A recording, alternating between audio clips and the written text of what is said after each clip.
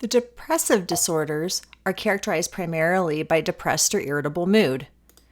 In this snapshot, we'll be providing a basic overview of diagnostic criteria for several depressive disorders, including depression due to another medical condition, substance and medication-induced depression, major depressive disorder and some of its common subtypes, persistent depressive disorder, which is also commonly known as dysthymia, disruptive mood dysregulation disorder, and premenstrual dysphoric disorder. Depressive disorders are common, affecting about 20% of adolescents and just under 6% of adults ages 18 and over in the United States. An estimated 30% of people will experience depression at some point in their lifetime. Depression is primarily a mood disorder and as such must have a mood symptom for diagnosis. However, it presents almost everywhere other than psychiatry first. It's estimated that up to 70% of people with depression initially seek help in primary care. Patients may present with nonspecific physical symptoms such as fatigue, appetite changes, or sleep problems.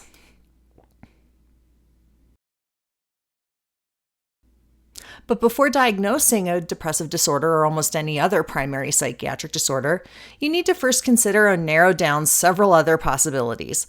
I like to think about this framework as I take a history and physical examination.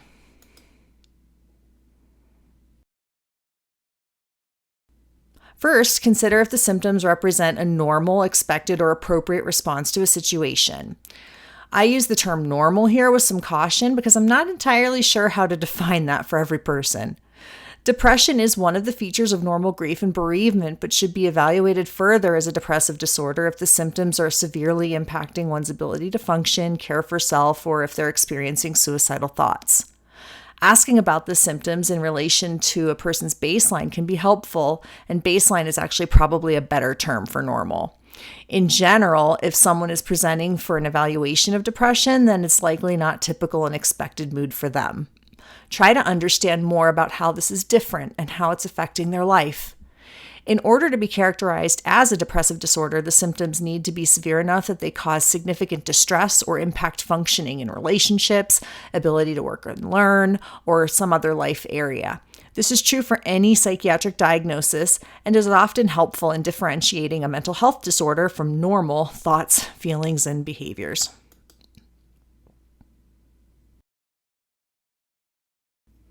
Lots of medical processes mimic symptoms of depression, in part because many symptoms of depression are vague and nonspecific. A few common medical causes are listed here, but you need to be guided by your patient's history and presentation. Get a really thorough medical history, vital signs, and physical exam.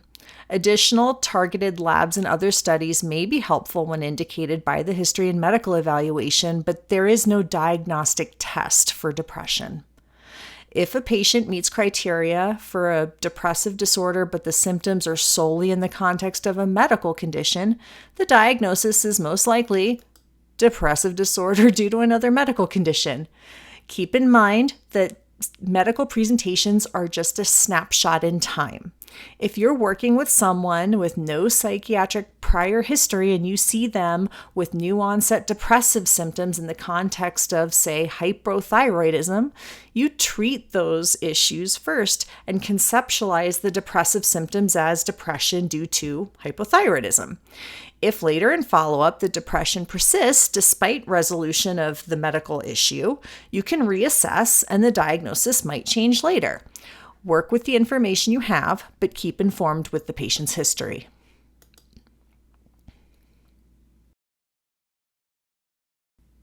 Similarly, several medications and substances can mimic depressive symptoms either by direct or side effects or symptoms of withdrawal. Getting a thorough medical history and timeline of symptoms in relation to starting and stopping medications or substances can be really helpful in fleshing this out. In addition to thinking about medications with depression as a side effect or substances with depressive symptoms as features of an intoxication or withdrawal syndrome, also consider medications that can affect metabolism of those above medications. If a patient meets criteria for depressive disorder, but the symptoms are all in the context of a substance effect, the diagnosis would be substance or medication-induced depressive disorder.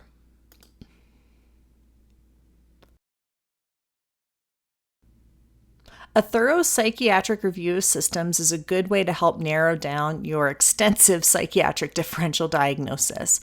Many of the symptoms of depression overlap with bipolar, anxiety, trauma, and psychotic disorders. In the case of depressive disorders, there's a typical identifiable time of symptom onset that can be elicited in the HPI. This can help differentiate episodic disorders like depressive disorders from long-standing neurodevelopmental and personality disorders. Symptoms that occur after a recent stressor may be consistent with an adjustment disorder, and assessing symptom severity, including presence of suicidal thoughts, can actually help make that distinction. Keep in mind that comorbidity in psychiatry is the norm, so a person may have more than one diagnosis, but you want to try to narrow down to the most specific diagnosis possible, as this helps to target treatment and minimize risk to your patient.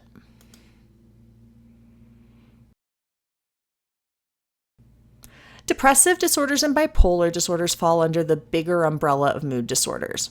Big picture, the depressive disorders are characterized by predominant depressed or irritable mood. You may also hear the term unipolar depression, meaning that the affected individual has never had a manic episode. More on that in another video. In order to diagnose a depressive disorder, you need to make sure that there's no history of mania or hypomania. We will start by defining the term major depressive episode, as this is the basis for diagnosing several other mood disorders. This is a graphic I like to draw for patients when I'm explaining this concept. For a diagnosis of a major depressive episode, at least 5 total symptoms must be present, including one of the first 2 core symptoms. Symptoms are present every day or almost every day during the same 2-week period and include depressed mood, which can be the patient's report or an observation made by others. And in children and adolescents, irritability is a really common presentation here. Or anhedonia, which means not finding joy in things that the patient used to like to do. Plus, appetite or weight changes, which is often decreased. Changes in sleep, which is usually insomnia, but can also be hypersomnia. Changes in movements, usually slowed. Fatigue. Feelings of worthlessness or guilt that is excessive or inappropriate, worsening concentration from baseline, and recurrent thoughts of death, suicidal ideation with or without a plan, or suicide attempt. Major depressive disorder is defined by one or more of these major depressive episodes. We diagnose a person presenting with a history of only one major depressive episode as having major depressive disorder single episode, and a person with more than one episode as having major depressive disorder recurrent. These episodes can be of varying severity from mild, which can usually be managed outpatient, to severe, which may require inpatient stabilization. Treatment options really vary depending on that severity. So why bother with the distinction between a major depressive episode and the disorder? Well, in this case, it actually seems kind of silly. But when we talk about bipolar disorders, the presence of a major depressive episode actually helps distinguish amongst diagnoses.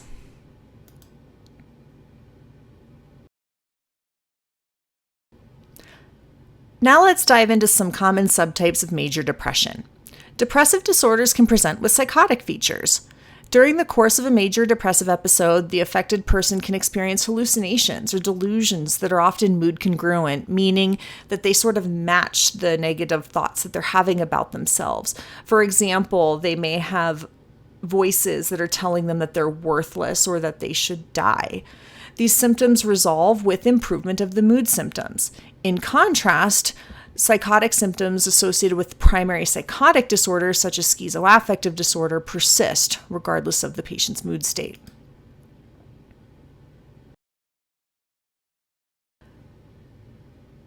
Major depressive disorder with atypical features is characterized by a specific pattern of symptoms, including mood reactivity, or the ability for mood to brighten temporarily when good stuff happens, appetite increase with weight gain rather than loss, sleeping more rather than less, a sense of extremity heaviness known as leaden paralysis, and rejection sensitivity, often leading to social difficulties.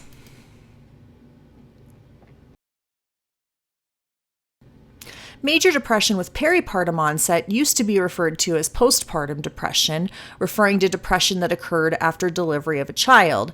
However, there's increasing awareness and focus on depression occurring at any time throughout pregnancy and in the months following delivery, and therefore the term peripartum is now favored.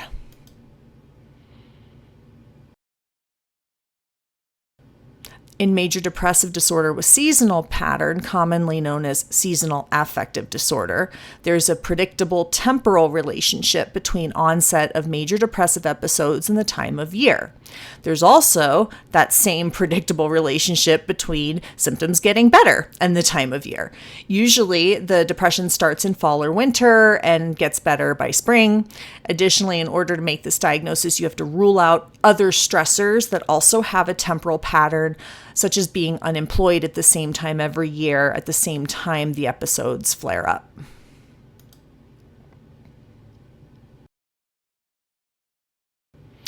So now we're going to fold those subtypes back up into major depression and talk about persistent depressive disorder, also known as dysthymia. The symptoms are similar to a major depressive episode, but last longer. 2 years of depressed mood in adults, or 1 year of depressed or irritable mood in children and adolescents. Depressed mood must be present in dysthymia. Anhedonia alone is not enough, like in major depressive disorder. In addition, at least 2 other symptoms must be present. Appetite change, again, either up or down. Insomnia or hypersomnia, fatigue, poor self-esteem, poor concentration, and feelings of hopelessness. You might notice that some of the symptoms listed for a major depressive episode are not listed for dysthymia, and some people think of dysthymia as a lower severity but more chronic form of depression, which is easy to remember, although a bit simplistic. If the patient meets criteria for major depressive disorder at some point in this illness course, then major depression is also given as a diagnosis. But it's also possible that a patient may not really meet criteria for either, and we would call that an unspecified depressive disorder. Lastly, but in my opinion, most importantly, during this 2-year period of time, the individual with persistent depressive disorder has not been without symptoms for longer than 2 months. I'm going to let that sit because it is the long-standing course of this disorder that contributes most to distress and impairment.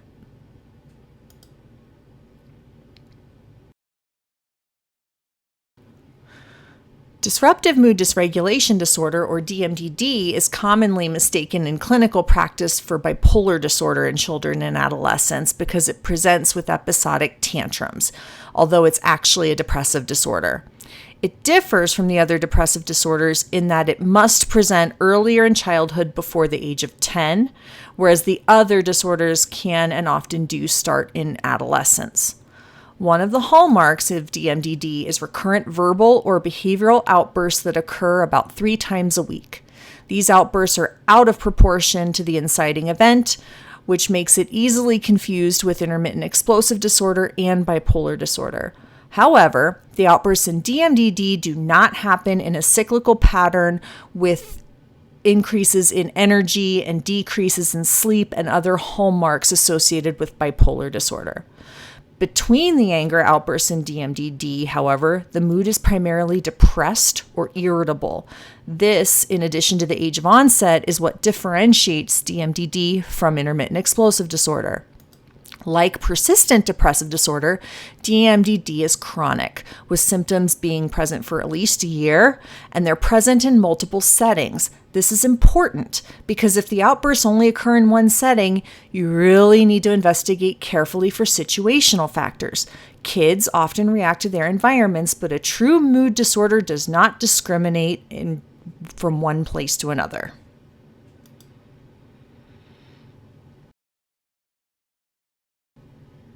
Now let's talk about premenstrual dysphoric disorder, or PMDD. PMDD is different than the other depressive disorders in a few ways. The first is that depressive symptoms are temporarily related to the menstrual cycle. Symptoms often do not span a full 2 weeks as in major depressive disorder, as they tend to start in the late luteal phase, that week before menses, and improve to subclinical levels after menses starts. There also needs to be a pattern of symptoms occurring in the majority of menstrual cycles, and daily mood ratings during several menstrual cycles is helpful to confirm this diagnosis. Like in major depressive episodes, 5 total symptoms are needed, and at least 1 core mood symptom must be present for diagnosis. You'll remember that in a major depressive episode, that core symptom has to be either depressed or irritable mood or anhedonia. But in PMDD, the core symptoms are mood lability, like mood swings, feelings of sadness, tearfulness, rejection sensitivity, irritability, anger, or uncharacteristic interpersonal conflicts, depressed mood, hopelessness, self-deprecation, or anxiety, tension, or a sense of edginess. Additional symptoms include decreased interest in usual activities, concentration problems, an uncharacteristic lack of energy, marked change in appetite, which can include food cravings, sleep changes, a sense of being more overwhelmed or feelings of being out of control, or any physical symptoms associated with menses, including but not limited to breast tenderness or swelling, joint or muscle pain, feeling bloated, or weight gain. And this can be really bothersome for patients.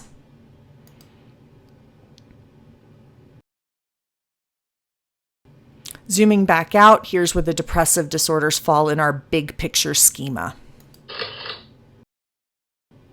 So let's summarize the depressive disorders.